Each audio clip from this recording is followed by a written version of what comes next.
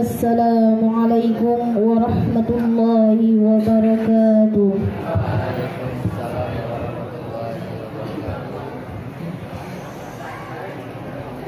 A'udzu billahi minasy syaithanir rajim.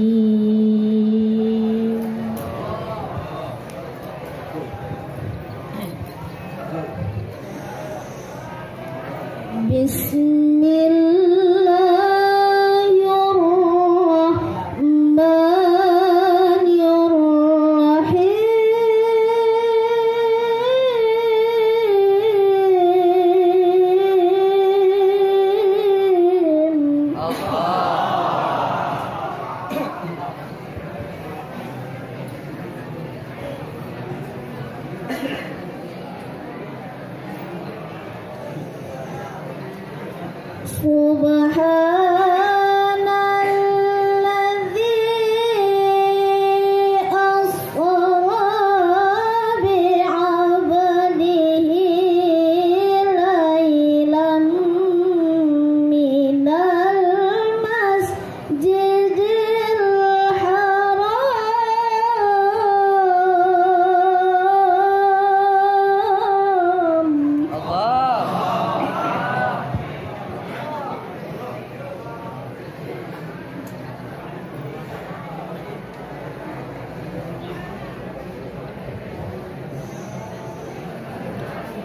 Minal masjidil harami ilal masjidil aqsa alladzi barakna hawlahu linuriyahu min ayatina.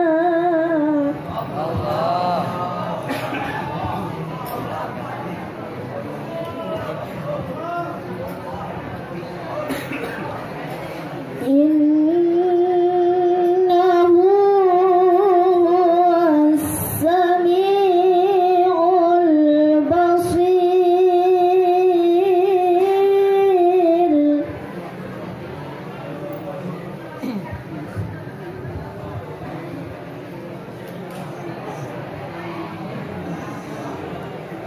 Wa atayna Musal kitaba wa ja'alnahu hudan li bani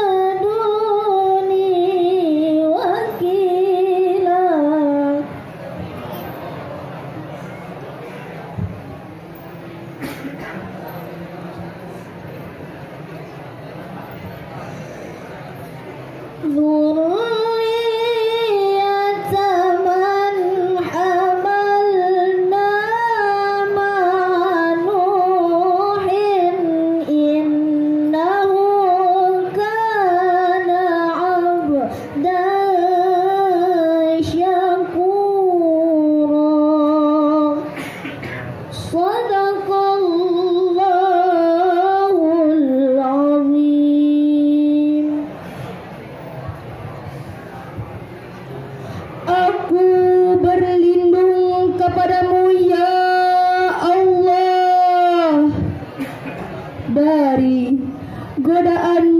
syaitan yang terkutuk. Dengan menyebut asma-Mu ya Allah yang Maha Pengasih lagi Maha Penyayang,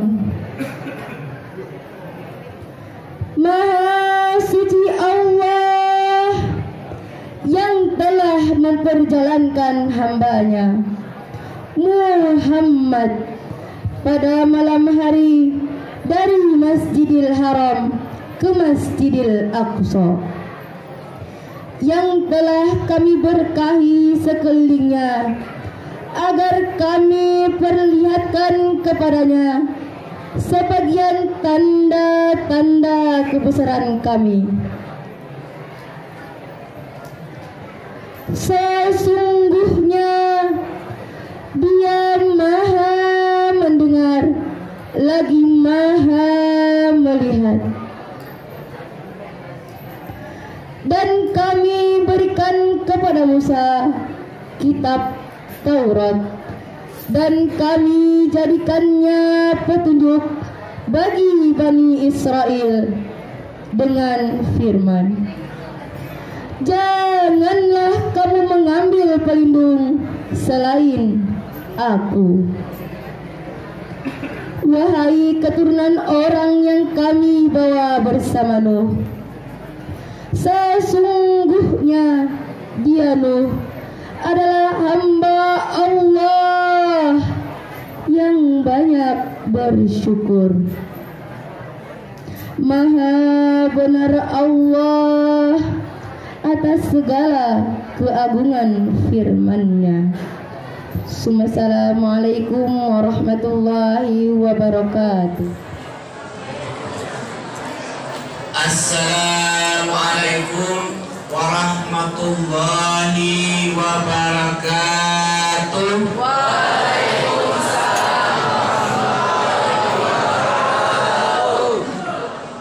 Alhamdulillah, semangatnya luar biasa. Bismillahirrahmanirrahim. Alhamdulillahirabbil alamin. Wassalatu wassalamu ala asyrafil anbiya'i wal mursalin sayyidina wa maulana Muhammadin wa ala alihi wa sahbihi ajma'in. Qala rabbi shrah li sadri wa yassir li amri wahlul 'uqdatam min lisani yafqahu qawli. Qala Allah subhanahu wa ta'ala fi Qur'anil Azim, a'udzu billahi minasyaitonir rajim. Bismillahirrahmanirrahim. Subhanallazi asra bi 'abdihi lailan minal masjidil haram ila masjidil aqsal ladzi barakna hawlahu linuriyahu min ayatina innahu lasami'ul basir. Wabil ayatil ukhra inna sholata tanha 'anil fahsya'i wal munkar. Sadaqallahul azim. Ya, saya hormati Bapak Ibu Kepala Madrasah Aliyah Negeri 1 Burung Raya beserta seluruh jajaran. Dalam hal ini ada tata usaha dan juga tenaga pendidik dan kependidikan yang lain. Yang terhormat mewakili dari Kasih Tenis Ibu Dirikan yang kebetulan bertugas saat ini, dan Kasih Tenis kita bagian tugas luar ada kegiatan olahraga yang saya hormati Ketua MUI Kabupaten Burung Raya dan juga sekaligus pada kesempatan yang berbahagia ini sebagai narasumber kita, penceramah kita, memberi tausiah untuk kita semua. Mudah-mudahan apa yang nantinya akan disampaikan oleh beliau bisa memberikan berkah bagi hidup dan kehidupan kita. Yang saya hormati Kepala Madrasah Sanawiyah Negeri 1 Burung Raya Ibu Cahyati dan juga Pak Nasrullah, Kepala Madrasah Ibtidaiyah Negeri 1 Burung Raya, anak-anakku sekalian yang saya hormati, dengan mengucapkan puji syukur kepada Allah Subhanahu wa Ta'ala, alhamdulillah kita dapat bertemu di tempat yang berbahagia ini dalam rangka memperingati merayakan peristiwa besar, peristiwa spektakuler yakni Isra dan Mi'raj Nabi besar Muhammad Sallallahu Alaihi Wasallam. Sebenarnya Yang berdiri pada saat ini adalah Bapak Kepala Kantor Kementerian Agama, namun karena ada kegiatan juga hari ini khusus di Madrasah Hidayah Swasta Karya Pembangunan juga ada kegiatan yang sama. Beliau mengamanatkan kepada saya untuk menyampaikan amanat untuk kita semua, dan permohonan maaf beliau untuk tidak bisa berada bersama kita pada saat ini. Bapak Ibu hadirin yang dimuliakan oleh Allah Subhanahu wa taala, apresiasi saya berikan kepada seluruh panitia yang mungkin berusaha semaksimal mungkin sehingga kegiatan ini bisa terlaksana dengan baik, sukses dan lancar. Bapak Ibu hadirin serta anak-anakku sekalian yang berbahagia, kalau saya katakan tadi peristiwa Isra Mi'raj ini adalah merupakan sebuah peristiwa yang spektakuler. Ya, peristiwa yang luar biasa. Karena apa? Banyak hikmah, banyak pelajaran, banyak pengetahuan yang sebenarnya bisa kita gali dari peristiwa ini. Namun karena barangkali situasi kondisi kita yang disebabkan oleh adanya pengaruh-pengaruh yang pada saat ini khususnya di media sosial, maka seringkali terlupakan. Oleh karena itu melalui peringatan, kita kembali mengingat peristiwa Isra Mi'raj Nabi Muhammad SAW ini, kemudian mengambil hikmah untuk kita implementasikan, kita amalkan dalam kehidupan kita. Seperti tema yang saya dengarkan tadi dari membawa acara, tidak lain dan tiada bukan adalah untuk lebih mempersiapkan diri kita sebagai pribadi, sebagai orang tua, sebagai anak, dan juga sebagai keluarga besar. Dan yang lebih khusus lagi adalah kita sebagai umat Islam. Banyak peristiwa yang dilihatkan oleh Allah Subhanahu wa taala. Kenapa? Linuriyahu min ayatina. Karena memang itu adalah tujuan Allah Subhanahu wa taala mengisrakan Nabi Muhammad SAW. Yang kedua, secara singkat, bahwa oleh-oleh yang dibawa oleh Rasulullah SAW dari peristiwa itu adalah sholat. Sholat itu sebenarnya mengajarkan kita kepada kebersihan, disiplin waktu, kebersamaan, bisa memberikan kedamaian. Oleh karena itu, seperti apa yang saya sampaikan dalam pembukaan, inna sholata tanha bangsa yang munkar, bahwasanya sholat itu adalah mencegah seseorang dari perbuatan buruk dan munkar. Di dalam hidup dan kehidupan ada dua pilihan, baik dan buruk. Semuanya tergantung kepada kita. Kalau baik dan buruk itu sudah dijelaskan oleh Allah Subhanahu wa taala di dalam kitab sucinya Al-Qur'an, dan juga sudah dijelaskan melalui hadis-hadis Rasulullah SAW. Tinggal kita sendiri, ya, bagaimana cara kita menyikapi, khususnya pada anak-anak. Alhamdulillah, kalian adalah merupakan kader-kader Islami yang mungkin suatu saat akan menjadi tokoh-tokoh ulama besar. Amin. Amin. Amin. Yang namanya ulama itu bukan mutlak dia adalah orang yang mungkin bisa berceramah atau akan memberikan tausiah kepada orang lain, tapi adalah mereka yang mempunyai pengetahuan, dan itu yang mendasari hidup dan kehidupannya. Ada ulama yang menjadi seorang pedagang, politikus dan sebagainya. Dengan dasar-dasar keagamaannya, pengetahuan keagamaannya, insya Allah dia akan menghantarkan kepada hal yang terbaik di dalam hidup dan kehidupannya. Jadi kalau kita membaca sejarah kehidupan, mungkin kalian sudah mengenal yang namanya Ibnu Al-Biruni, Ibnu Khwarizmi, ya, dan sebagainya adalah merupakan tokoh-tokoh utama di dalam keagamaan kita yang dengan esensi keilmuannya menghantarkan peradaban dunia Islam kepada suasana yang sangat patut untuk kita banggakan. Mereka ini bukan turun dari langit, tapi melalui pendidikan keagamaan. Apa? Melalui pendidikan keagamaan atau pendidikan Islami. Ya. Oleh karena itu, sebuah kebanggaan madrasah lebih baik dan lebih baik madrasah. Tepuk tangan untuk kita semua.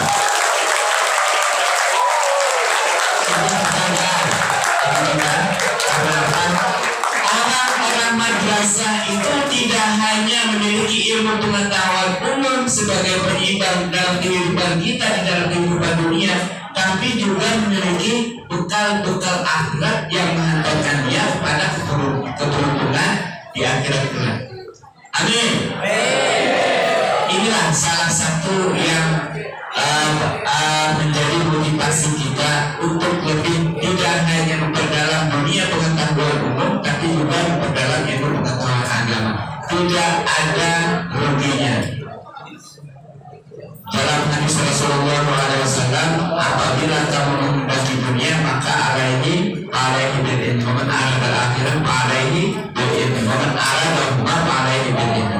Apabila kalian ingin kehidupan dunia, maka kuasailah ilmu pengetahuan. Apabila kalian ingin menguasai akhirat, kuasailah ilmu pengetahuan. Apabila kalian ingin menguasai kedua-duanya, maka kuasailah ilmu pengetahuan.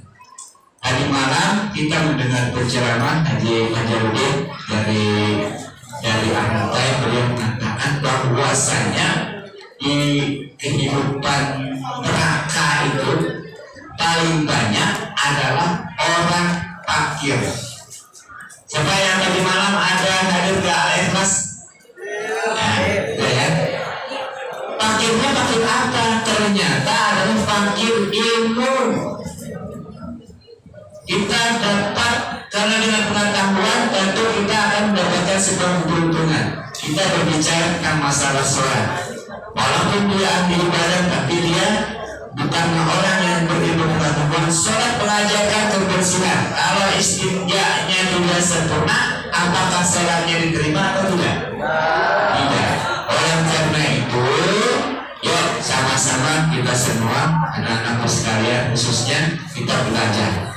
Tidak ada rasa jenuh-jenuhnya untuk kita menuntut ilmu. Karena apa? Ketika ilmu pengetahuan itu kita gali terus, misalnya kita akan tetap merasa kehausan.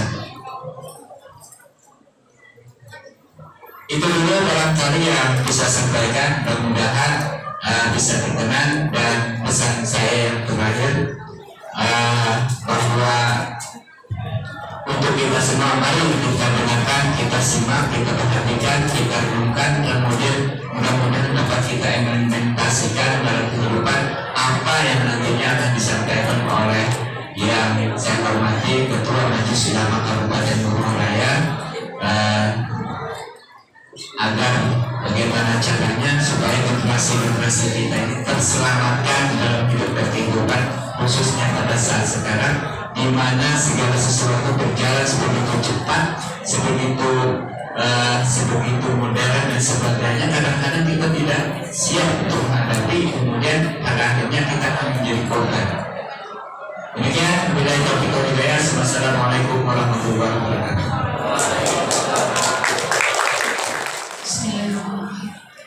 Assalamualaikum warahmatullahi wabarakatuh.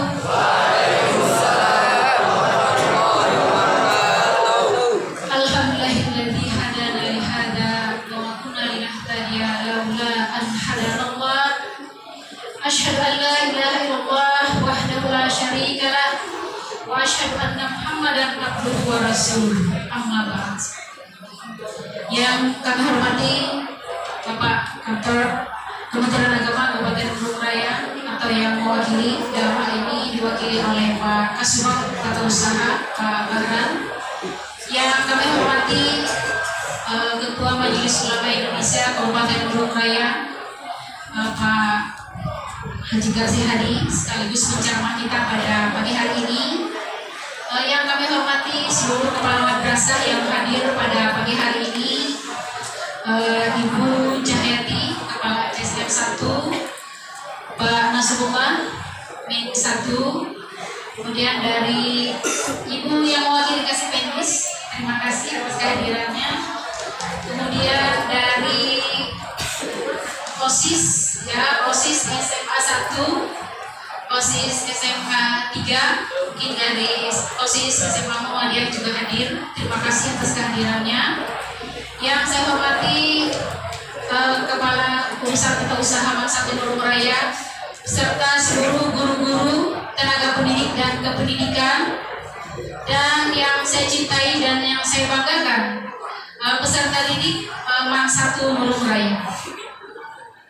Alhamdulillah wa syukurillah, pada hari ini kita dapat melaksanakan atau memperingati peristiwa Isra dan Mi'raj Nabi Muhammad SAW, walaupun sudah di penghujung akhir, ya, di penghujung akhir bulan Rajab, tapi itu tidak menyurutkan niat kita untuk melaksanakan peristiwa Isra dan Mi'raj ini. Ibu berterima kasih kepada seluruh pengurus OSIS dan anggota, dan juga teman-teman yang sudah mempersiapkan persiapan pelaksanaan Isra Mi'raj ini dari beberapa hari yang lalu, ya, sampai pada pagi hari ini alhamdulillah bisa terlaksana dengan baik sesuai dengan yang kita rencanakan. Bapak Ibu, anak-anakku sekalian yang berbahagia, tadi sudah disampaikan oleh Pak yang mewakili Kemenang, ya, betapa dahsyatnya peristiwa Isra Mi'raj, ya, yang dilakukan atau yang diturunkan kepada Nabi Muhammad SAW,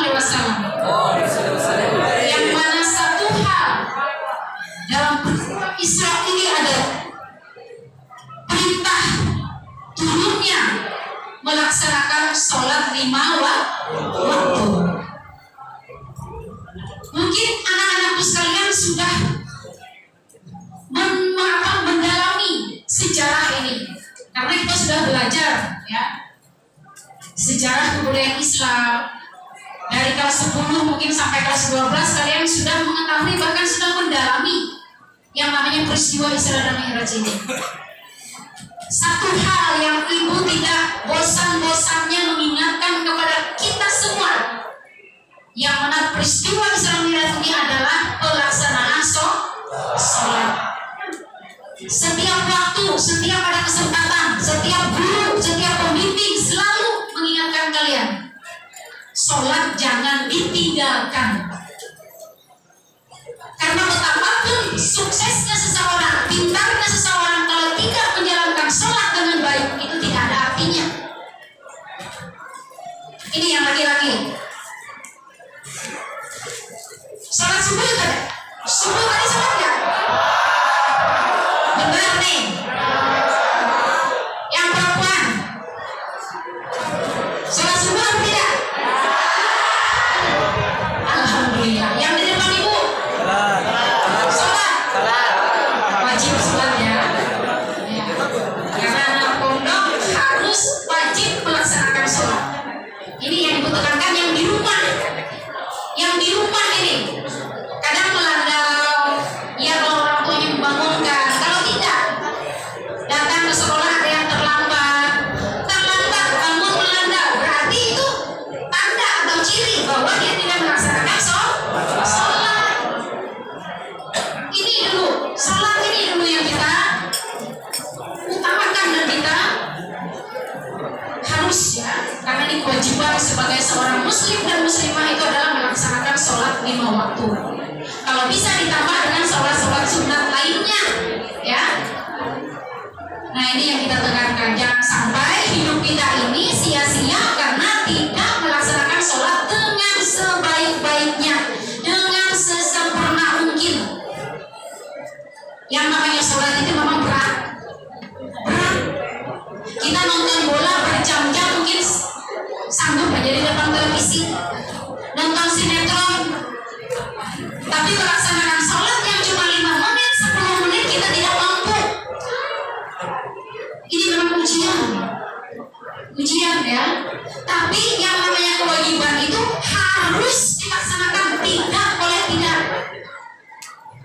Walaupun ada keringanan-keringanan mungkin yang diberikan oleh Allah. Kalau dalam keadaan sakit, nah bagaimana kita melaksanakan sholat? Dalam perjalanan kita ada keringanan yang diberikan. Tetapi sholat itu wajib dilaksanakan dalam keadaan apapun dan bagaimanapun. Itu yang harus kita tekankan dan kita jalankan dalam kehidupan kita sehari-hari. Insya Allah kalau orang yang taat menjalankan sholat, ya, amar ma'ruf nahi mungkar itu bisa, ya, menjauhi segala apa-apa yang dilarang oleh Allah, ya, menjalankan apa-apa yang diperintahkan. Nah itu mungkin Ibu mengutip sedikit, ya, nanti akan disampaikan panjang lebar nanti oleh Pak penceramah masalah peristiwa Isra Mi'raj ini. Kemudian informasi sedikit yang akan disampaikan, besok hari Rabu. Biasanya kita Rabu melaksanakan apa sebelum pembelajaran? Muhadarah, ya, hari Rabu. Nah besok hari Rabu kita akan memulai launching.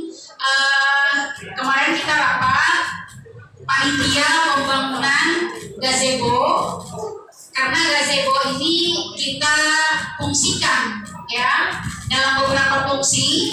Ya memang gazebo, tetapi nanti bisa kita fungsikan sebagai musola juga. Kalau masjid, karena selama ini masjid penuh, ya, penuh dalam artian masih direhab, diperbesar. Nah makanya selama ini kita bergiliran untuk melakukan sholat zuhur berjamaah, artinya per kelas.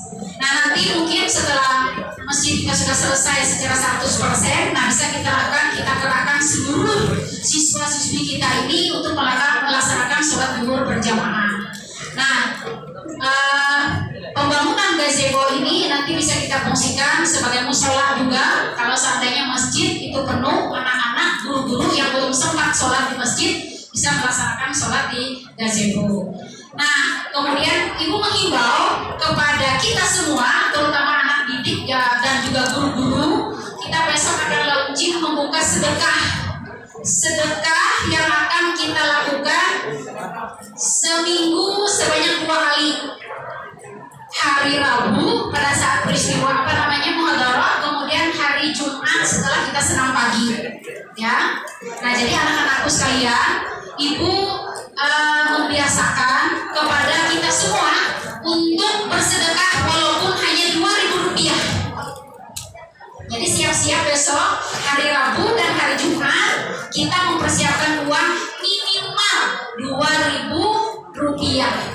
Lebih banyak lebih baik, ya. Ini minimal Rp2.000. Insya Allah kita besok akan memulai sedekah tersebut, ya, dimulai dengan guru-guru, kemudian diikuti oleh seluruh peserta didik Satu Marum Raya, ya. Karena gazebo kita ini memang ada dana dari sekolah, tapi dananya terbatas, ya, dananya terbatas. Nah kalau seandainya kita mau cepat pembangunannya selesai, nah maka kita bantu di sini swadaya kita. Insya Allah apa yang kita sedekahkan akan menjadi amal jariah bagi kita semua, ya. Nah itu. Nah mungkin itu sambutan atau arahan yang dapat Ibu sampaikan pada kesempatan kali ini. Kurang dan lebihnya Ibu mohon maaf. Pada saatnya nanti Pak penceramah mungkin kami minta untuk menguraikan tentang peristiwa Isra dan Mi'raj Nabi Muhammad SAW. Kurang dan lebihnya Ibu mohon maaf. Ibu akhiri. Wabillahi taufiq wal hidayah. Wassalamualaikum warahmatullahi wabarakatuh.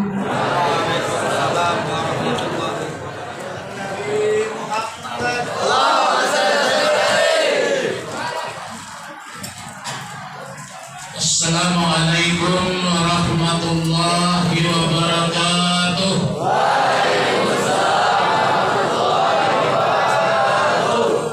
Alhamdulillahi rabbil alamin. Wassalatu wassalamu ala asrafil anbiya'i wal mursalin, Sayyidina wa maulana Muhammadin wa ala alihi wa sahbihi ajma'in. Amma ba'du. Yang saya hormati Bapak yang mewakili Kepala Kantor Kementerian Agama Kabupaten Marum Raya, yang saya hormati Ibu Kepala Madrasah Aliyah beserta seluruh Dewan Guru saya hormati bapak-bapak, ibu-ibu, hadirin sekalian yang berbahagia. Alhamdulillah di pagi yang cukup mendung ini kita masih bisa dikumpulkan oleh Allah di tempat yang mulia ini guna menjalin ukhuwah Islamiyah dalam rangka peringatan Isra dan Mi'raj. Tadi pengacara mengatakan acara inti. Nanggarannya wadah itu inti itu sedikit benar. Ini perlu ahli bahasa membetulkan. Cuma ibu kepala sekolah kalau saya ini ceramah biasanya 3 jam kurang. 3 jam kurang.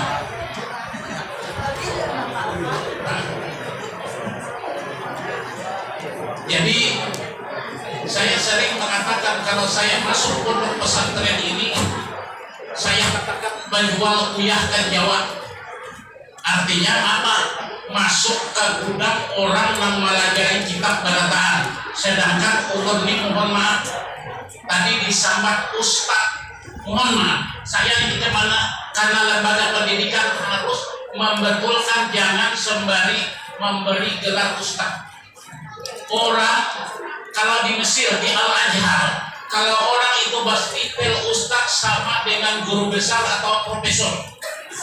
Setidak-tidaknya ustaz itu kalau ilmu Al-Qur'annya yang dikuasainya, 1, ilmu asbabun nuzul ayat, 2, ilmu nasih dan mansuhnya ayat, yang ketiga dia menguasai ilmu qiraat, itu ilmu Al-Quran.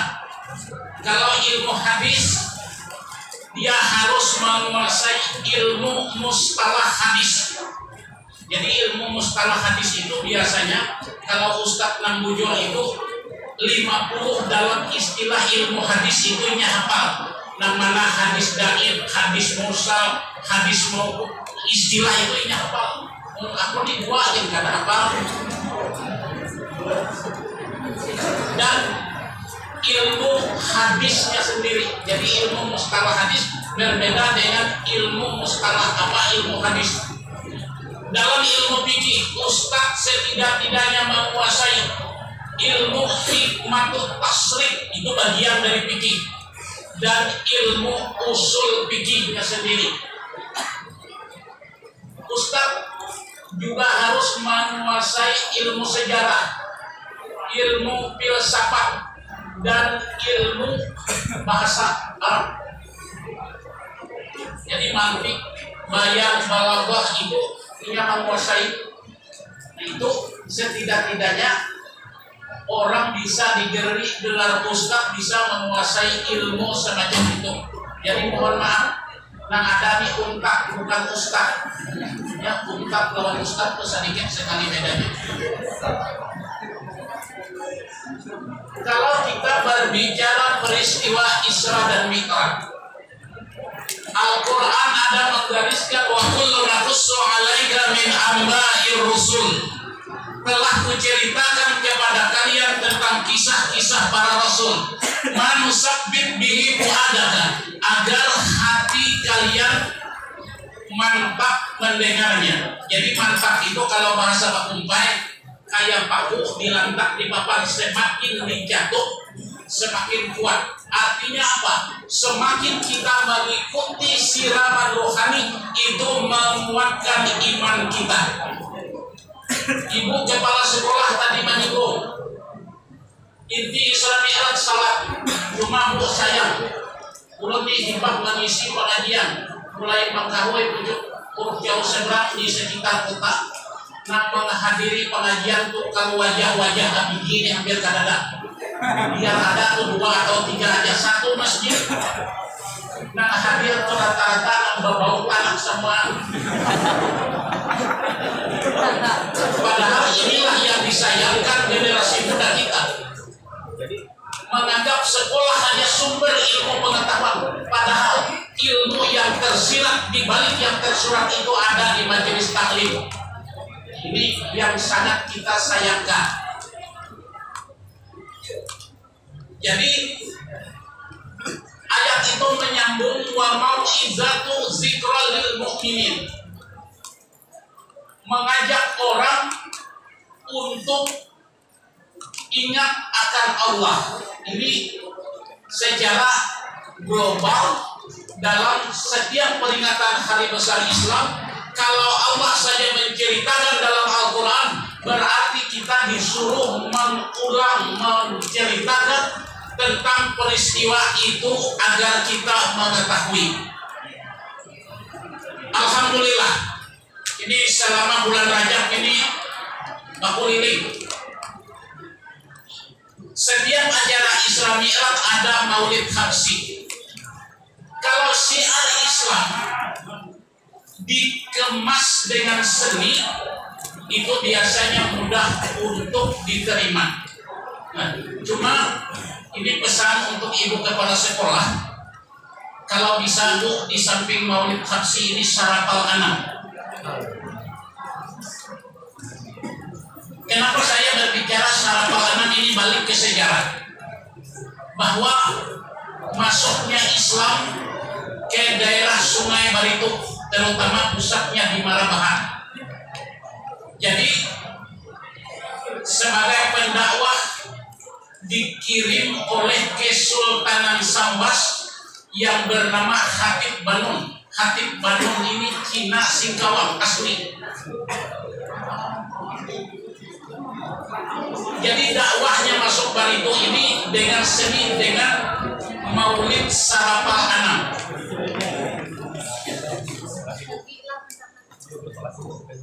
Jadi dalam Maulid Syarafal Anam itu ada 16 pasal Pak Baharan. Salah satu pasalnya di situ ada namanya Badat Lana. Jadi aku bingung, syair itu berbahasa Arab, tapi sasahutannya bahasa Arab. Tahu nggak bahasa Arab?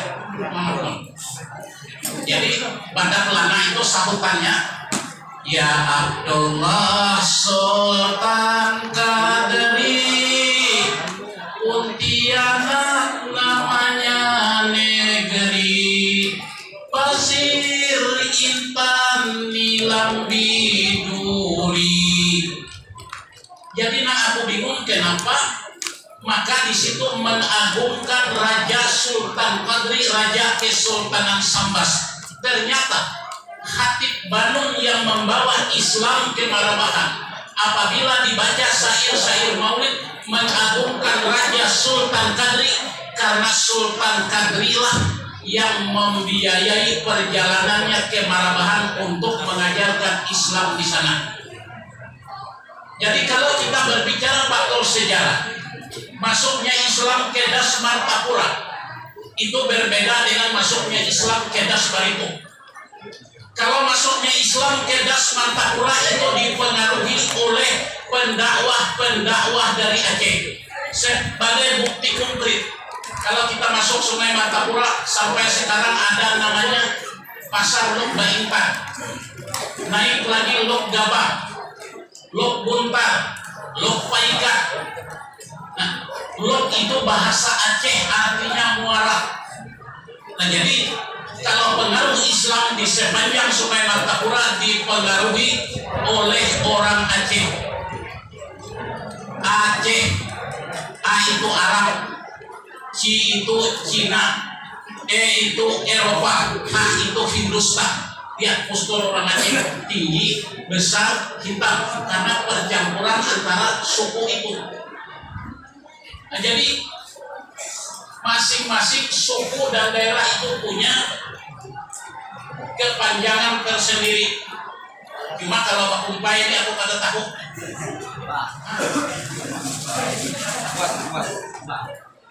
Itu kada ada dalam kamus. Nah, kembali kepada peristiwa Isra dan Mi'raj. Ayat yang mengatakan Subhanallazi asra bi 'abdihi lailan minal masjidil harami ilal masjidil aqsa alladzi barakna haulahu linuriyahu min ayatina innahu huwas samiul basir. Semua kita hafal ayat itu. Artinya Maha suci Allah yang telah menjalankan hambanya. Jadi disebut itu hamba, bukan objek secara langsung Nabi Muhammad. Sebujurnya kalau kita berbicara objek langsung, asra bi abdi Muhammad menunjukkan Nabi secara langsung, tapi di situ dikatakan hamba. Kalau seseorang sudah dikatakan hamba, ini berarti pengakuan dari Allah secara langsung bahwa orang itu memiliki derajat kemuliaan di sisi Allah. Tujuan Mi'raj dikatakan dalam ayat itu linuriyahu min ayatina. Allah ingin memperlihatkan kebesarannya. Nah, jadi peristiwa yang ditunjukkan oleh Allah minal masjidil harami ilal masjidil aqsa, banyak peristiwa. Naik ke atas langit, ada fase surga dan neraka yang diperlihatkan oleh Allah. Cuma kalau kita menceritakan dalam peristiwa peringatan Isra Mi'raj itu kadang-kadang cukup waktunya. Ulun sebulan Mi'raj Rajab ini membaca kitab Darbil Pantalikul Burak, ya 70% aja kada habis lagi. Jadi kitab yang membicarakan tentang Isra Mi'raj itu judulnya Darbil Pantalikul Burak. Ada di perpustakaan itu. Nah, kenapa masalah-masalah yang klasik itu perlu kita pelajari agar kita tahu. Nah, peristiwa Isra itu harus dipahami minal masjidil harami ilal masjidil aqsa. Mi'raj naik ke atas langit. Jadi Isra berbeda, Mi'raj berbeda, cuma dalam satu paket, ternyata bisa terpisah.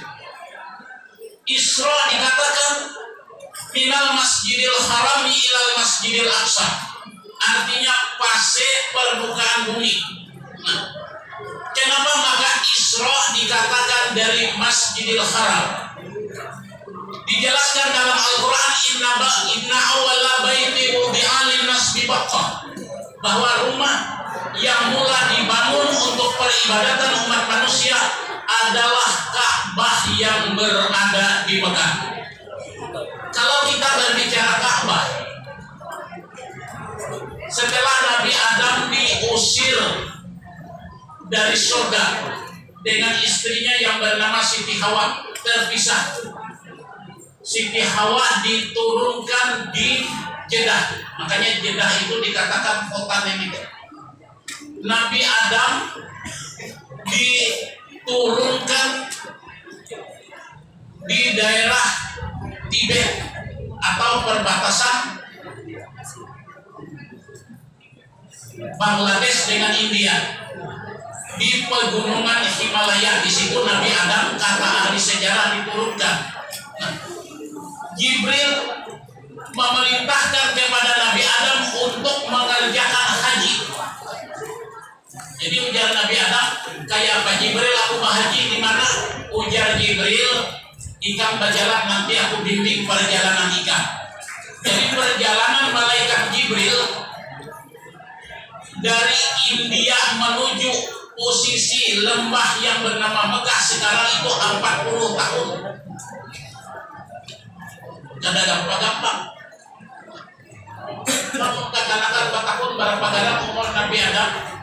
Haji Abdul Rasid Al-Muntai dalam kitab beliau Parukunan Besar mengatakan bahwa umur Nabi Adam itu kurang lebih 1000 tahun, kurang lebih, kurang bisa, lebih bisa, cuma sekitar 1000 tahun.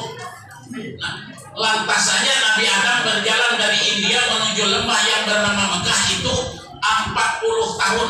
Setelah Adam sampai di lembah yang bernama Mekah, jadi ujar Nabi Adam, wahai Jibril, kayak apa aku tahu? Ujar Jibril, ikam mencari batu dulu dalam dasar pondasi rumah Allah untuk engkau bertawaf. Diperintahkan oleh Jibril Nabi Adam mencari batu di gunung Libanon Selatan, posisi negaranya. Diperintahkan oleh Jibril Nabi Adam mencari batu di Bukit Tursina. Bukit Tursina ini negaranya Mesir. Itu kurang lebih 2.836 km.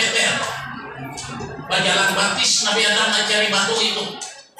Selanjutnya Nabi Adam disuruh oleh Jibril mencari batu untuk pondasi Baitullah itu di Bukit Juhdi. Bukit Juhdi itu tempat Nabi Nuh maulah kapal. Selanjutnya batu disuruh oleh Jibril Nabi Adam mencarinya di Bukit Hira. Bukit Hira ini paling dekat jaraknya dengan Ka'bah sekarang ini kurang lebih 5 km. Setelah Nabi Adam selesai mengumpulkan batu itu sebagai pondasi Baitullah, lalu Jibril menyuruh Nabi Adam untuk tawaf di situ. Lalu siapa yang meninggikan Baitullah? Ini dijelaskan oleh Al-Quran. Itu Ibrahim dan Ismail lah yang meninggikan dasar-dasar Baitullah setelah Adam meletakkan batu pertama. Jadi apa? 143.000 nabi itu semua pernah bertawaf di Baitullah. Cuma tawafnya Nabi Nuh yang agak beda. Karena kita tahu semua Nabi Nuh banjir maulah kapal. Setelah kapal itu terkapung-kapung di atas air, kapal tidak mau bergerak. Nuh punya staf ahli yang namanya Jibril. Tanya Jibril, ini kapal ini kenapa tidak mau gerak? Bilang Jibril, wahai Nuh, di bawah sana ada rumah Allah yang bernama Baitullah. Hendaklah engkau tawaf dulu mengelilingi Baitullah itu 7 kali. Nah, jadi tawafnya Nabi Nuh itu kapal. Kalau Nabi yang lain itu tawafnya sebagaimana tawafnya kita sekarang ini. Nah, jadi Isra minal Masjidil Harami ilal Masjidil Aqsa. Jadi masjid yang pertama dibangun di muka bumi adalah Baitullah yang disebut dengan Masjidil Haram yang ada di Mekah. Masjid yang kedua Masjidil Aqsa yang dibangun oleh Nabi Yakub bin Nabi Ishak setelah Nabi Ibrahim meninggikan dasar-dasar Baitullah bersama Ismail. Nah, ini yang menjadi dasar daripada peringatan perjalanan Isra minal Masjidil Harami ilal Masjidil Aqsa. Isra Mi'raj terjadi umur Nabi kurang lebih 51 tahun. Di mana Isra Mi'raj itu terjadi di tahun Nabi mengalami kesedihan. Karena apa? Tahun itu 2 orang yang mendampingi dakwah Nabi meninggal dunia. Pertama apa? Istri beliau Siti Khadijah menurut sejarah meninggal dunia. Cuma unik cerita perkawinan Siti Khadijah itu dengan Nabi. Khadijah konglomerat Mekah, orang kaya. Nabi mengambil upah berdagang, membawa dagangnya berangkat ke Syam, ke Syria, ke Yaman dan sebagainya. Cuma aneh, setiap Rasulullah berangkat dagang selalu sukses dan barang bawaannya habis. Yang kedua, tatkala Nabi mengantar hasil jualan barang, Siti Khadijah ini bila Nabi itu datang mandang melihat kada berpirit mata. Jadi Khadijah ini punya pembantu yang namanya Nafisah. Nafisah ini paham lawan bos. Ini bos ini bila Saiful ini datang, bila lain perhatian. Bila anak buahnya yang lain biasa aja, bapak harga barangku sudah selesai. Tapi bila Muhammad nang datang, Siti Khadijah ini kada berkirim mata mandang. Oh, ujar Nafisah, ini ada apa-apa ini? Dari mana datangnya lintah? Dari tanah turun ke kali. Dari mana mulainya cinta? Dari mata menuju hati. Nafisah ini paham. Mendatangi Nabi, mendatangi Muhammad belum menjadi Nabi. Muhammad jam umur ujar Nabi aku 25. Nah ujar Nabi saya sadar begini. Tapi kada ada calon. Kada ujar Nabi saya bila aku mencarikan kayak apa? Cuma lah jangan bisa orangnya tapi sugi nah takinya itu sehingga apa? Terjadilah perkawinan antara Nabi dengan Khadijah dengan beda usia 15 tahun. Nabi berusia 25 tahun, Khadijah berusia 40 tahun. Jadi kakak-kakak yang menghendak mencari bini Tuhan kada apa-apa soal sugi. Ini ada kisah. Pembinian itu 81 tahun umurnya orang sugi. Mencari laki dapat 18 tahun, Habibie anak baru bini. Jadi cerita kawin di 81 nggak make up, sekarang kita modern. Artinya nang Tuhan bisa diulang. Karena orang Baduy kawin rami raya bahasa upaya. Telu malek ben. Jadi waktu subuh ada di mana kok menalih kaum ikau pengumuman si mek panganten di ngawin nitah na mati. Nah kaum masing-masing iya teka bakasan babani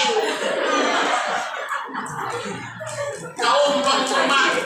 Assalamualaikum warahmatullahi wabarakatuh. Inna lillahi wa inna ilaihi rajiun. Telah berpulang ke rahmatullah nyote sawa ya jimate ibu kang rumah itu nah tulis salah kaum banaya jimate. Jadi kaum terlanjur pengumuman inilah akibatnya karena mengisap susu yang kadaluarsa.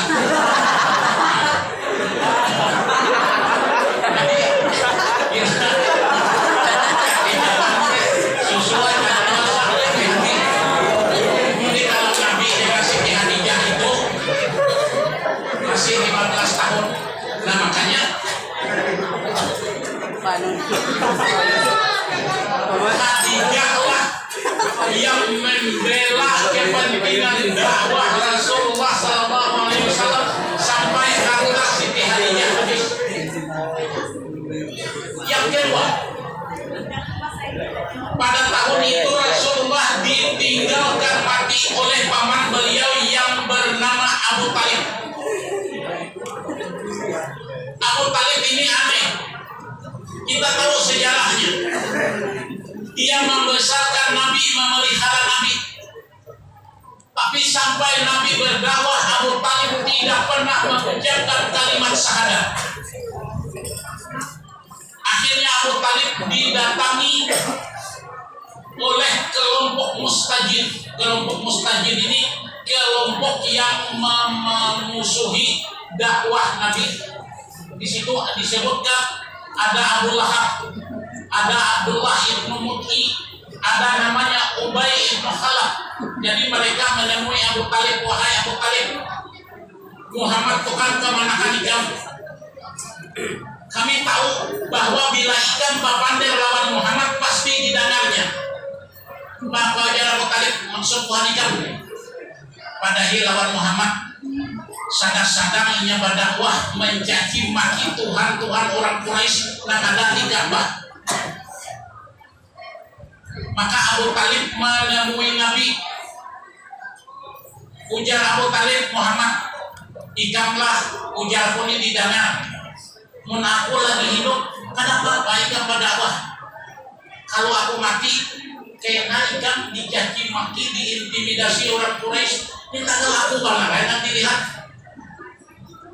Mendengar perkataan Abu Talib begitu, Nabi mengatakan dengan Abu Talib, wahai paman, sampaikan dengan orang-orang Quraisy, walaupun mereka meletakkan matahari di tangan kananku, bulan di tangan kiriku, aku tidak akan berhenti untuk berdakwah, walaupun nyawaku menjadi taruhannya, kata Nabi.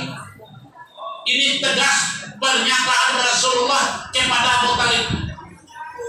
Jadi dalam kitab itu diceritakan Abu Talib lalu berdiri dari tempat duduknya. Apa katanya dengan Nabi? Wahai Muhammad keponakanku, terus dakwahkan, jangan mundur. Lalu Abu Talib memanggil tokoh-tokoh Quraisy seperti Ubay ibnu Khalaf, Abdullah ibnu Mut'i, Abu Lahab. Ujar Abu Talib, dengarlah ujar kodinan bapandernya Abu Talib. apa Tuhan pian maksud sudah kusampaikan kepada Muhammad keponakanku. Tapi apa katanya? Walaupun kalian meletakkan artinya matahari di tangan kanan, bulan di tangan kiri, dia tidak akan berhenti untuk dakwah walaupun nyawanya menjadi taruhannya. Jadi ujar Abu Talib pulang dan akhlak. Mun bukan ikam anak macam-macam lawan Muhammad, langkahi dulu bangkai nang Tuhan. Ya Tuhan ikam macam-macam. Itu pembelaan Abu Talib dengan Muhammad luar biasa. Tapi apa yang terjadi? Tak kala Abu Talib umur 81 tahun bering, nafas sudah turun naik, nang duduk di higa Abu Talib di babuhan abu-abu. Ya kalau tersimpat Abu Bakar itu jelas orang baik, kalau tersambat Abu Lahab jelas itu orang jahat. Tapi kalau tersambat Abu Nawas, nah ini yang meragukan. Ibu Abu Nawas ini mau ngapain strategi musang berbulu ayam. Musang berbulu ayam. Yang masuk ke kandang ayam pakai bajunya, baju ayam itu Abu Nawas. Makanya mohon maaf, kita di masyarakat ini jadi pemimpin hati-hati kalau menghadapi orang yang berkarakter seperti Abu Nawas. Tapi kalau seperti Abu Nawas itu gampang penaklukannya. Nang bahaya itu nang karakter Abu Busuk. Abu Busuk itu bila diandak di mana aja, bila karena hujan karena angin datangnya berhembur, itu tidak ada manfaatnya. Ini kepala sekolah belum masuk ke mobil Islam Irak lagi.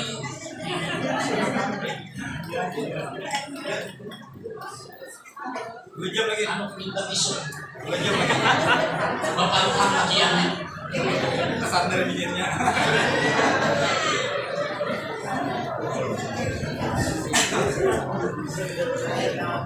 Tatkala Abu Talib meninggal dunia, waktu dari Nabi datang, ya ampun la ilaha illallah, wahai paman, katakan la ilaha illallah. Itu akan menjadi hujah bagiku di hadapan Allah untuk membela paman. Tapi nyatanya Abu Talib sampai akhir hayatnya tidak mengikrarkan dua kalimat syahadat. Nah ini berarti apa? Islam itu semata-mata dengan hidayah Allah. Kalau Allah tidak memberikan hidayah, kita tidak mungkin untuk beragama Islam sampai hari ini. Oleh karena itu, salah satu cara kita memelihara hidayah Allah adalah dengan mencari ilmu pengetahuan agar pengamalan agama itu benar. Jadi itulah cerita karena meninggalnya Abu Talib dan Siti Khadijah yang menjadi alasan sehingga Nabi Isra dan Mi'raj dihibur oleh Allah. Nah, ada juga versi lain di dalam kitab Durratun Nasihin. Sebelum terjadi peristiwa Isra dan Mi'raj, itu bumi pernah berdialog dengan langit. Banyak bumi ini bisa berpander. Ujar bumi, wahai langit, coba kita melihat ke bawahnya. Aku ujar bumi, baisi sungai, baisi lembah, baisi ngarai, baisi gunung, baisi taman, hutan yang menghijau. Oh, awak langit, lamun hadu bahasa sugi bumi ay, ay gampangnya bukan namun. Aku ada bintang, ada matahari, ada palak, ada bulut, ada planet dan sebagainya. Jadi ujar bumi pulang menyahut, wahai langit, aku ingin baisi ngarannya Baitullah, rumah Allah yang ditawapi oleh orang-orang yang beriman. Ujar langit, bila ikan baisi Baitullah nang tawap situ orang nang taat, orang nang beriman. Aku di langit nang ketujuh ini ujar langit baisi ngarannya Baitul Makmur. Jadi Baitul Makmur itu persis kata ahli tarikh, bentuknya seperti Baitullah cuma warnanya warna putih susu, sedangkan bangunan Baitullah itu berwarna hitam. Ujar langit, Baitul Makmur itulah yang ditawapi oleh seluruh malaikat untuk memuji kepada Allah. Selanjutnya kata bumi, wahai langit, ada yang kamu tidak miliki. Aku sekarang ini mengandung namanya jasad Muhammad orang yang mulia di muka bumi. Nah, mendengar nama Muhammad itu disebutkan, langit lalu kalah dalam debat itu, langit lalu bersujud kepada Allah. Kata permintaan langit, ya Allah, aku berdialog dengan bumi, ternyata dia menyebutkan nama Muhammad di hadapanku. Doa daripada langit waktu itu, ya Allah, kalau engkau betul maha adil dalam kehidupan, angkat jasad Muhammad ke atas langit agar aku sama kedudukan derajatku dengan bumi, kata langit. Ujar Allah Ta'ala, sebelum ikan meminta, aku sudah merencanakan, skenario nya sudah aku atur. Maka Allah memanggil malaikat Jibril. Jibril, ujar Jibril, hanya apa Tuhan apa? Jika bahasa kita biasanya tidak main perintah macam itu, menyampaikan wahyu turun aja. Ujar Allah menyambat malaikat Jibril akan turun ke muka bumi, angkat Muhammad ke atas langit menghadap aku. Nah, cuma ujar Allah Ta'ala menyambat malaikat Jibril, sebelum ikam turun mengangkat Muhammad ke atas langit, ikam ke taman surga dulu mencari burak kendaraan untuk mengangkat Nabi. Jadi Jibril ini menurut kisah ada wahyu masuk ke dalam surga, karena tugasnya menyampaikan wahyu. Di dalam surga Jibril bingung 7 keliling, melihat 143.000 jumlah burak bertambah di taman surga. Jadi Jibril dimaipihi di sini burak tuh bapak ada batulis Adam, ada batulis Nuh, ada batulis Ibrahim. Karena menurut cerita sejarah 143.000 nabi itu pernah mengendarai burak itu di muka bumi. Jadi lawas kisahnya Jibril di dalam surga mencari burak. Nah, mana mangklaknya Muhammad? Adanya tatamu di ujung buraknya kurus sekali, menangis. Nah, ujar Jibril, ini lahir daripada yang lain, apa ini yang kurus terbaik kamu? Jadi mohon maaf ibu guru, kita bila kita tamu murid tolak bina ma'umur, bina lahir itu ada apa-apanya. Ini dalam cerita Islam itu Jibril perhatian lawan burak itu ma'umur kurus. Ujar Jibril, kenapa ikam?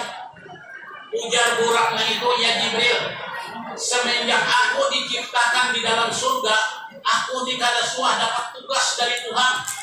Kalau buraknya itu suah membawa Nabi Anu, buraknya itu suah membawa Nabi Anu, buraknya itu suah membawa Nabi Anu. Ujar Jibril, gampang. Ini malam ini ikam aku bawa turun ke muka bumi, ikam bawa Muhammad.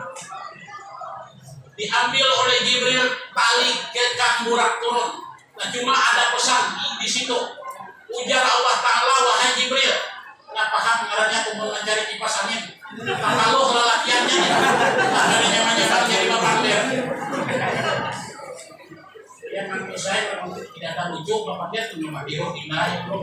Makanya mohon maaf, kalau jadi pendakwah itu harus bermata setajam Raja Wali, berhati seperti Kanada, berkaki seperti biuli. Itu anak milenial ada yang juga kaki seperti biuli kayaknya.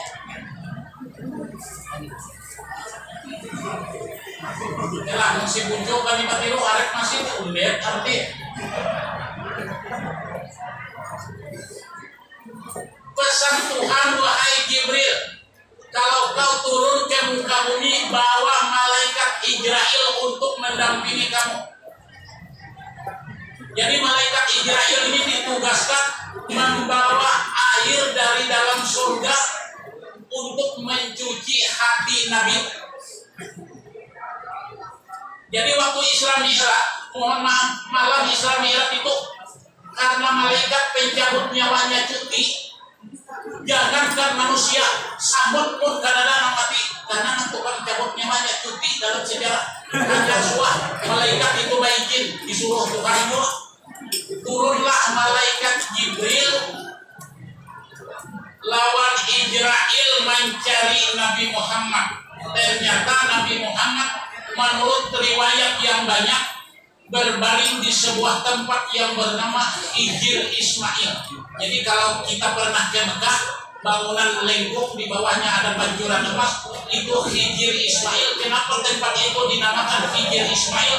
karena disitulah rumah Nabi Ismail dengan ibunya Siti Hajar waktu tinggal di Mekah.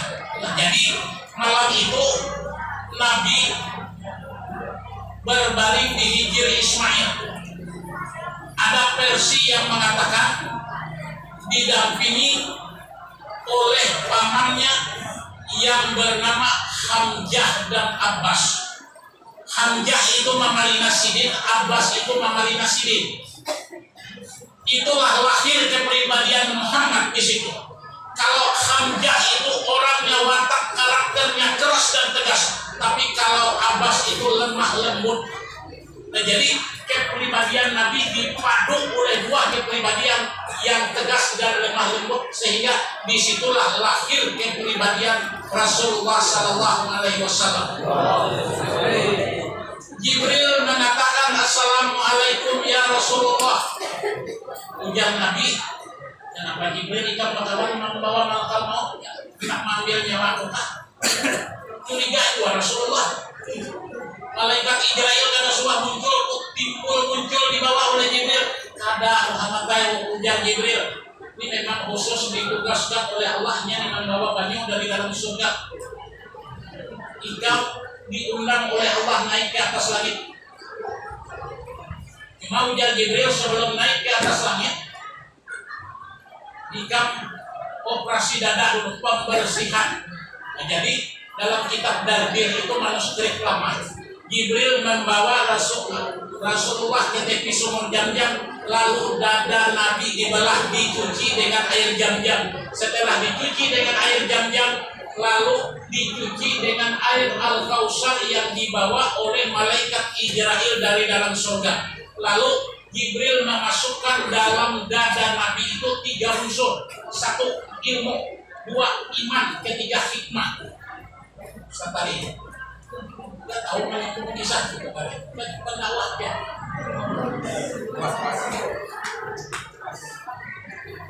Kenapa maka mau naik ke atas langit dikasih modal dalam dada ilmu?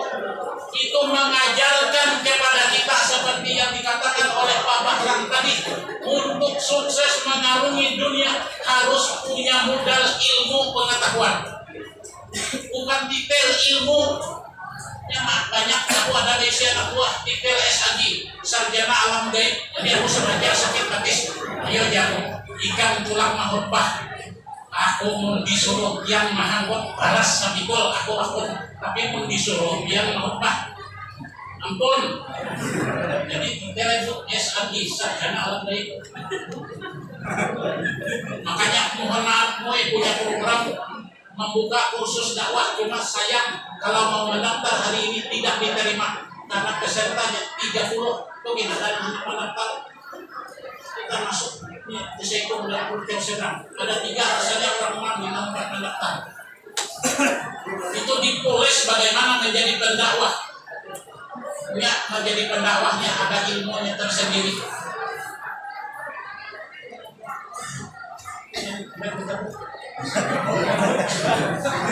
Kalian itu kisahnya. Setelah diisi ilmu, iman. Kenapa dalam dada Nabi diisi iman? Kita mengetahui bahwa iman kita itu kadang-kadang turun, kadang-kadang naik. Tak kala iman turun, mengalandau batiroh ibu kepala sekolah, nak kuliah pas subuh. Itu iman sedang turun. Tapi tak kala imannya naik rajin. Yang ketiga diisi dalam dada Nabi namanya hikmah. Hikmah itu ilmu yang khusus diberikan oleh Allah untuk menyelesaikan satu masalah. Contoh, dalam Al-Quran disebutkan ada seseorang yang diberi hikmah oleh Allah yang namanya Luqman Al-Hakim. Luqman itu kulit hitam, hidung pesek, pokoknya kada ada bungas kalau potongan. Tapi ia memiliki ilmu ahli hikmah. Satu saat Luqman melihat anaknya menarik kambing, bakal karasan. Oh, nak ujar Luqman, jangan ikan menariknya, agak bisa talinya. Coba ikan ambil uyah, basahi di tangan, letakkan di mulut kambing. Akhirnya anaknya meletakkan di mulut kambing itu uyah dan mesin. Nah, mempati aja kambing. Nah, itu namanya ilmu hikmah. kepandaian menyelesaikan masalah tanpa masalah. Bila masalahnya duit, datanglah ke penggadaian. Itu bila masalah duit. Jadi Rasulullah diberi hikmah oleh Jibril. Selanjutnya selesai Nabi Jibril meletakkan 3 itu dalam dada Nabi. Lalu Jibril meletakkan di pundak Nabi, namanya Khatamun Nubuwah, pangkat kenabian. Di sebelah kanan ini batulis Muhammad, di sini Rasulullah. Jadi ujar Nabi bertanya, kenapa Jibril naik ke atas langit perlu pangkat? Ujar Jibril, ikan kadang mudah ujiannya naik ke atas langit. Bila kadang dipasang pangkat ikan, kalau kadang diterima. Selanjutnya Jibril membimbing Nabi naik ke atas burak. Burak itu berasal daripada barqun, artinya kilat. Bila burak itu meluncat sejauh mata memandang, secepat kilat. Nah, cuma waktu minal Masjidil Haram ilal Masjidil Aqsa, Nabi melihat itu kebun kurma yang menghijau. Jadi ujar Jibril, singgah dulu. Kita sembahyang 2 rakaat. Ini di mana ujar Nabi Jibril? Ini ngarannya Taimah ujar Jibril atau Madinah.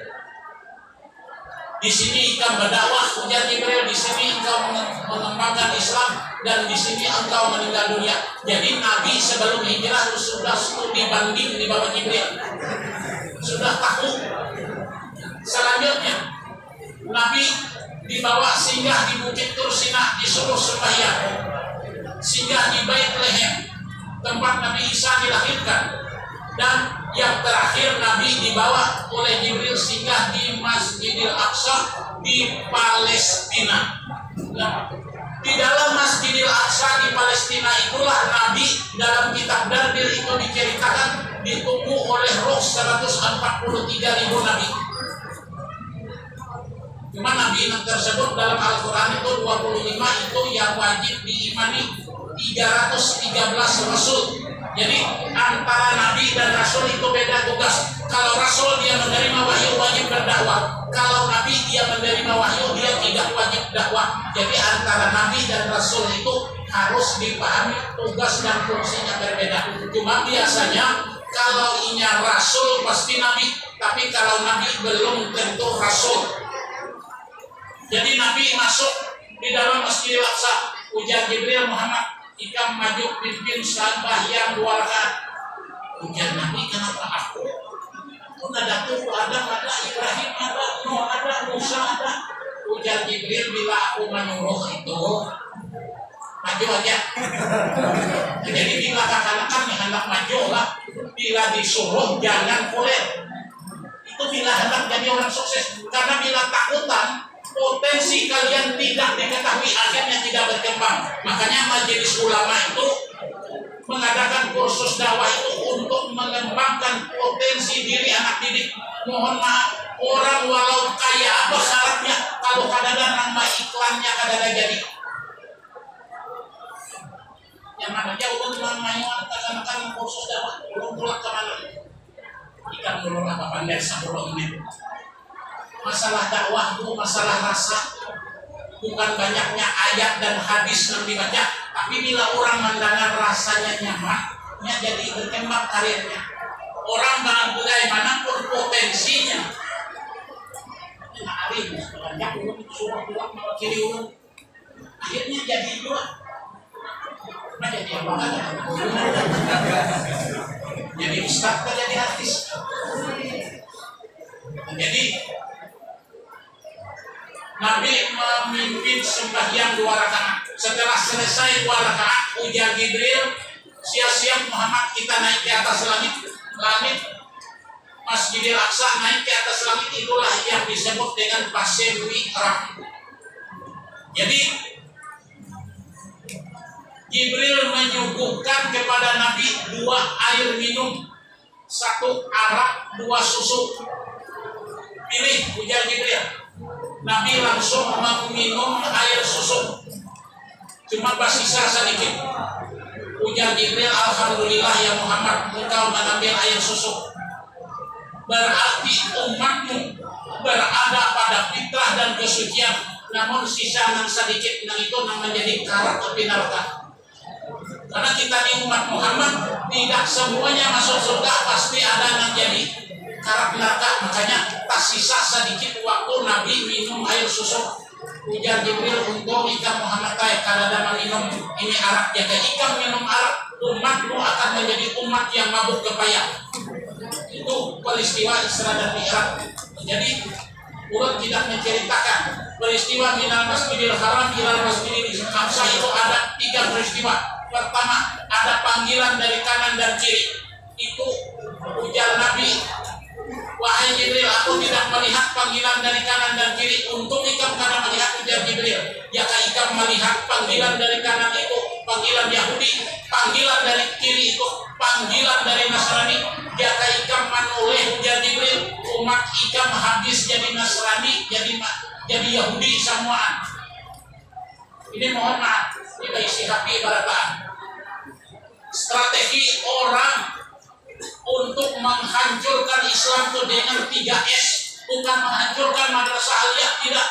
Yang pertama, sok musik. Dengan musik itu kita dibius. Melihat yang setengah telanjang macam-macam tuh. Yang kedua, sport, olahraga. Islam menyuruh kita olahraga. Kaidah bahasa Arab, jismis salim fi qalbin salim. Di dalam tubuh yang sehat terdapat jiwa yang sehat. Tetapi kalau olahraga sudah menjadi ajang taruhan, olahraga sudah menjadi ajang membuka aurat, ini yang salah.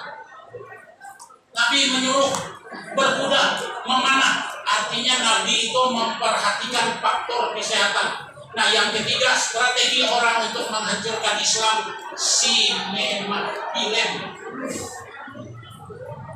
Bukan isi HP ini apa aja, anak ada. Tidak ada dusta di antara kita. Jadi kita memfilternya bagaimana supaya kita tidak terpengaruh oleh provokasi Yahudi dan Nasrani seperti cerita Isra Mi'raj. Di situ juga waktu Isra, perjalanan minal Masjidil Haram ke Masjidil Aqsa, Nabi mencium bau harum. Sehingga Nabi bertanya kepada Jibril, ini bau harum apa ya Jibril? Ujar Jibril, itu bau harum Siti Masita yang menegakkan akidahnya di tengah kezaliman Raja Fir'aun. Nah, jadi orang yang menegakkan harga diri, menegakkan akidahnya itu harum di sisi Allah namanya. Selanjutnya singkat cerita, ujar Jibril menyambat Nabi, kita naik ke atas langit.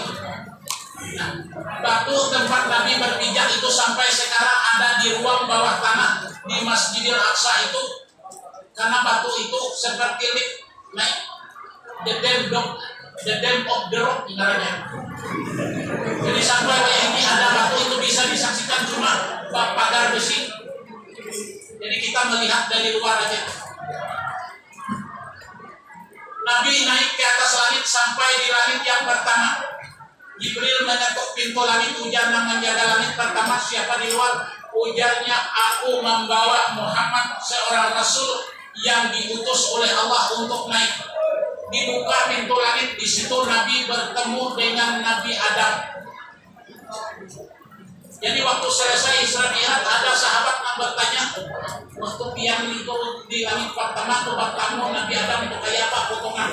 Ujar Nabi, aku lihat Nabi Adam tuh awaknya tinggi, besar, rambutnya hirang, labat. Jadi Nabi Adam tuh pada ada bau pan. Yang kedua, Nabi di langit yang kedua dipertemukan dengan Nabi Isa dan Nabi Yahya. Ditanya oleh sahabat, Nabi Isa itu kayak apa ya Rasulullah awaknya? Ujar Nabi, aku lihat Nabi Isa tuh kulitnya putih, cuma ada bercak-bercak apa di awaknya. Rambutnya panjang biar Nabi sampai sini, cuma rambutnya Nabi Isa itu aku lihat, ujar Nabi, subalahnya habang, subalahnya coklat, habang ke coklat-coklatan. Jadi bila kan pasar tadilah ada yang suka bahan baku sila, coklat sila, kalau engke ada umat Nabi Isa. Itu digambarkan sudah dalam Isra Mi'raj. nadanya subang kategori ingat bisa Isra Mi'raj. Itu sudah digambarkan dalam Isra Mi'raj. Yang ketiga dipertemukan dengan Nabi Yusuf. Yang keempat dipertemukan dengan Nabi Idris. Nabi Idris ini nabi yang pertama kali menciptakan tulisan.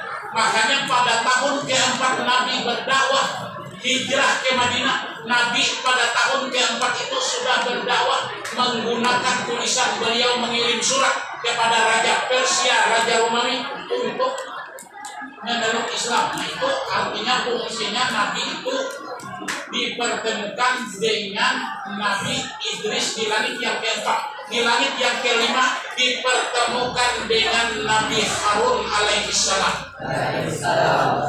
Jadi Nabi Harun ini dilihat oleh Nabi janggutnya panjang sampai sini, subalahnya hirang, subalahnya putih. Jadi dalam Islam mohon maaf sunnah memelihara janggut. Maka bila lelaki yang tua janggut ujar babinya tersedarian. Ini ujar juga. Cuma jangan panjang, sunnah 2 jari aja dirawat. Jadi ada gara-gara janggut di hati menangis. Atau wata'lima awjibah. Jadi si muka mimbar itu ya rupa hati itu di dada. Hasangan si muka mimbar. Akhirnya tandai jadi untuk buku ompah ada si mimbar. Ompah ujar be. Cuma si benteng ompah menangis hati itu sembuh. Jadi saya ada di benteng dia maka menangis. Ya una bukan diduga, bukan yang pejida-pejid mahukbah atau hati, cuma isi muka aku tenang. Janggut tete kecilau, janggut kambing. Karena hati ini gawiannya melihara kambing 3 hari yang lalu ajarnya kambingnya itu hilang. Jadi tak ingat di janggut si muka mimbar, tak ingat kambingnya diam nete jadi menangis. Nah, jadi kalau janggut pada melihara itu bahaya. Memang sunnah tapi dirawat juga.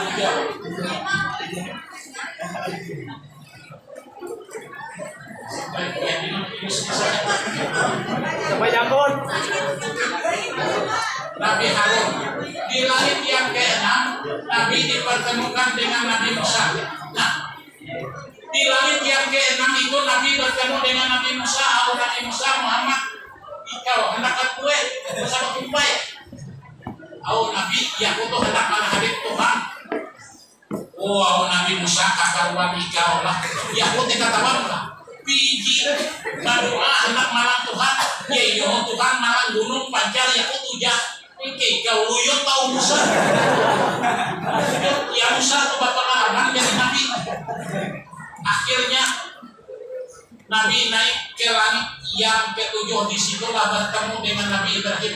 Jadi dilihat oleh Nabi Ibrahim itu bersandar di sebuah tempat yang bernama Baitul Ma'mur. Jadi Baitul Ma'mur itu tempat yang ditawafi oleh malaikat yang ada di langit yang ke-7. Jadi kalau di muka bumi ini bangunan Ka'bah, kalau di atas itu Baitul Ma'mur. Karena dalam asli sejarah mengatakan antara Ka'bah yang di bumi dengan Baitul Ma'mur yang ada di atas langit ini antanggap mau sama kumpai. Cuma Baitul Ma'mur warnanya putih, Ka'bah warnanya hitam. Lalu Nabi naik ke Sidratul Muntaha.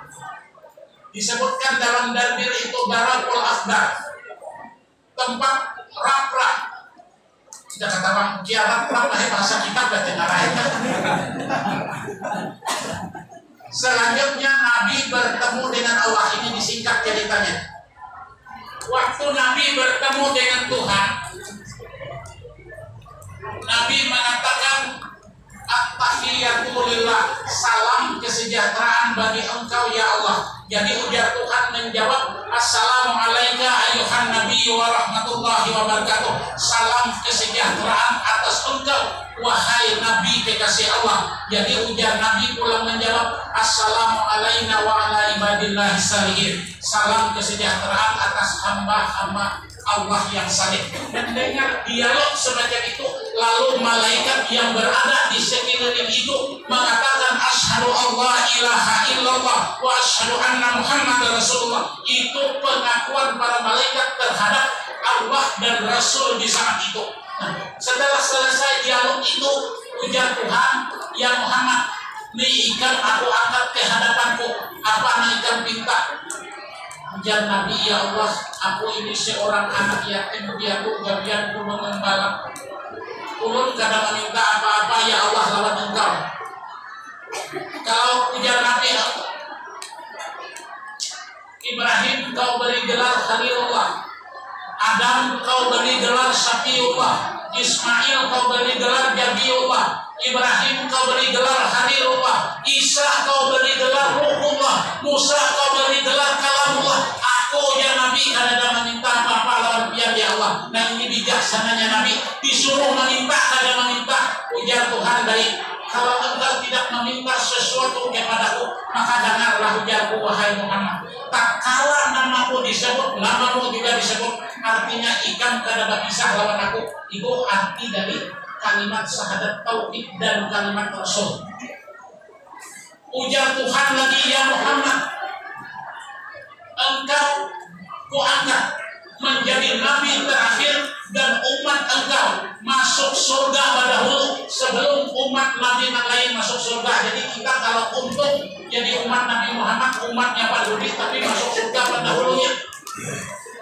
Yang ketiga, ujar Tuhan, kuberikan kepada engkau suratul Fatihah yang dibaca berulang-ulang. Nah jadi suratul Fatihah itu langsung dari Allah kepada Nabi waktu Isra Mi'raj. Dan yang keempat, ujar Tuhan, kutitahkan kepada umat engkau sembahyang 50 kali sehari semalam. Nabi turun bertemu dengan Nabi Ibrahim, menit ke-7. Ujar Nabi Ibrahim, apa? Aku disuruh oleh Allah sembahyang 50 waktu. Ujar Nabi Ibrahim, aku bapak sangkal menikah. Anak surga itu subur.